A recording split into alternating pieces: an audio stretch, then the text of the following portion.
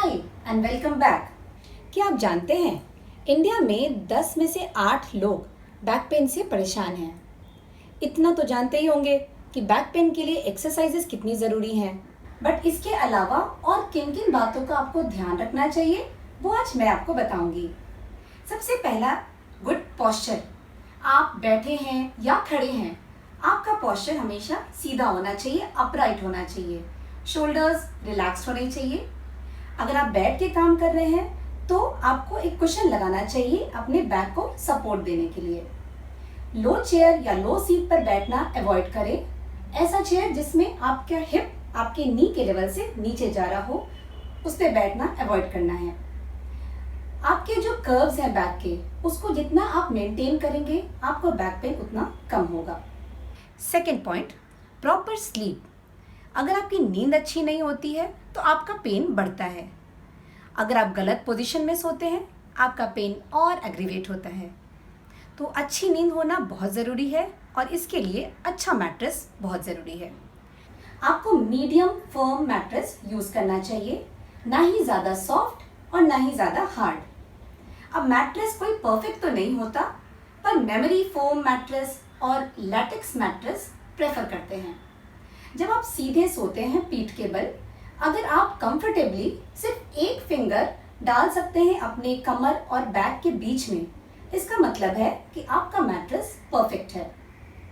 Pillows कैसे use करना है?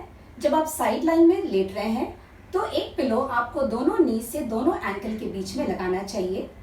अगर आप पीठ के बल लेट रहे हैं तो दोनों नीज के नीचे एक पिलो यूज करना चाहिए। इस तरह से आपका बैक पेन कम हो जाएगा। Third point, don't over rest.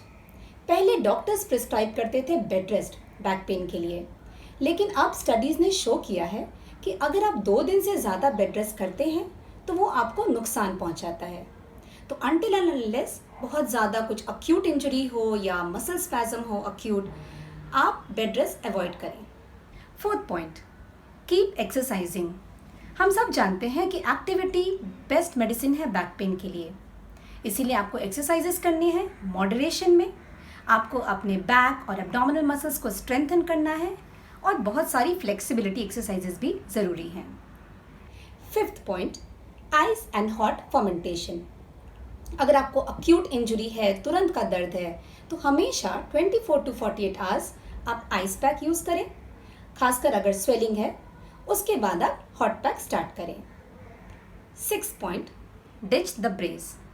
अब ये जो ब्रेसेस हम लगाते हैं, बैक सपोर्ट्स जो हम यूज़ करते हैं अपने आप को कंफर्टेबल करने के लिए, पेन फ्री करने के लिए, अगर वो ज़रूरत से ज़्यादा लगाते हैं उसका अपना नुकसान है। प्रोलॉन्ग पीरियड तक जो ब्रेसेस लगाए जाते हैं उसकी वजह से हमारे मसल्स वीक होने लगते हैं। तो कोशिश करें कि आप कोई स्ट्रेनस एक्टिविटी कर रहे हो या आप लॉन्ग डिस्टेंस ट्रैवल कर रहे हो, तभी आप ब्रेसेस का यूज़ करें। Seventh point, proper lifting.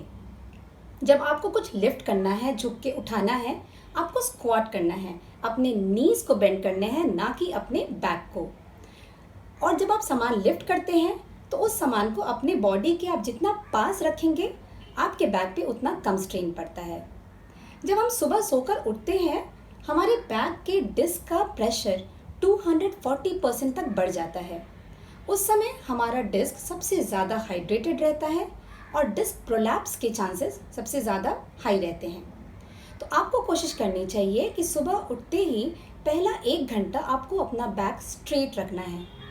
1-1.5 घंटे के बाद जब आपका डिस्क अपने नॉर्मल प्रेशर पे आ जाता है तो वो सारे लोड्स को इफेक्टिवली मैनेज कर पाएगा।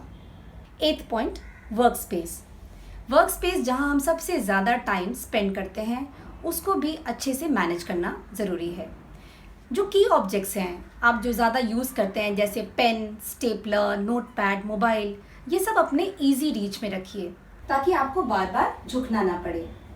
कोई भारी चीज़ हो तो आप उसको उस हाइट पे रखें जिसको यूज़ करने के लिए आपको खड़ा होना पड़े, ताकि आप बैक को ट्विस्ट होने से बचा सकें। आपके चेयर की हाइट उतनी होनी चाहिए जिससे आपका हिप और नी 90 डिग्रीज पे रहे और सेम लेवल पे रहे। दोनों फीट ग्राउंड पर रेस्ट कर सकें और अच्छा बैक रेस्ट हो। अगर बैक रेस्ट नहीं है तो आप लंबा रोल या कुशन का यूज़ करें। स्क्रीन मॉनिटर जो होता है वो एक आर्म डिस्टेंस पे होना चाहिए। स्क्रीन की हाइट आई लेवल पे होनी चाहिए या उससे थोड़ा नीचे भी अच्छा होता है। फ्रीक्वेंट वॉकिंग ब्रेक्स बहुत ज़रूरी है। Last but not the least, relaxation technique जैसे yoga, meditation, deep breathing exercises आप करिए, इससे भी बैक पेन को बहुत आराम मिलता है। इन सब के अलावा अपने डाइट में कैल्शियम, फॉस्फोरस और विटामिन डी की मात्रा बढ़ाएं। विटामिन डी का बेस्ट सोर्स तो सनलाइट है, बट मशरूम्स में, एग में भी विटामिन डी मिलता है। कॉड लिवर ऑयल इसके लिए बहुत अच्छा होता है।